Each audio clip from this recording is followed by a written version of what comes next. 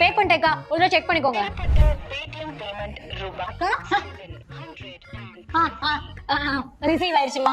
அப்புறமா யுவராணி, இந்த பிப்ரவரி 29ஆம் தேதிக்கு மேல இந்த பேடிஎம் தான் செயல்படாது, பேன் பண்ணிட்டாங்க அப்படி இப்படின்னு யாரும் என்னென்னமோ சொல்றாங்கம்மா. நான் வேற கடையில அதை வச்சுதான் பொழப்பு ஓட்டிட்டு இருக்கேன். அதை நான் வீட்லயும் யூஸ் பண்ணிட்டு இருக்காங்க எங்க வீட்டுக்காரவங்களும். என்னன்னே புரியலம்மா. இனிமேல் யூஸ் பண்ணணுமா இல்ல பண்ணக்கூடாதா ஒன்னும் புரியல. பேடிஎம் மொத்தத்தையும் ஆர்பிஐ பேன் பண்ண சொல்லலக்கா. பேடிஎம் பேமெண்ட் பேங்க்ஸ் உடைய சர்வீசஸ் மட்டும் தான் ஸ்டாப் பண்ண சொல்லிருக்காங்க. அதாவது இந்த பேடிஎம் வாலெட்குள்ள நம்ம பணத்தை போடுவோம் இல்லையா, அது பிப்ரவரி 29ஆம் தேதிக்கு மேல நம்மளால போட முடியாது. ஆனா இருக்கிற பணத்தை நம்ம எப்ப வேணாலும் செலவு பண்ணிக்கலாம். அதோட இந்த ஃபாஸ்டாகோட நிறைய பேர் லிங்க் பண்ணி வச்சிருப்பாங்களா, ஃபர்ஸ்ட் அது பிப்ரவரி 29ஆம் தேதிக்குள்ள அன்லிங்க் பண்ணி வேற ஒரு பேங்க் அக்கௌண்டோட கனெக்ட் பண்ணிக்கணும். அப்புறமா யுவராணி, அது எப்படிக்கா எல்லா விஷயத்தையும் ஒரே ஷார்ட்ஸ்ல சொல்ல முடியும்?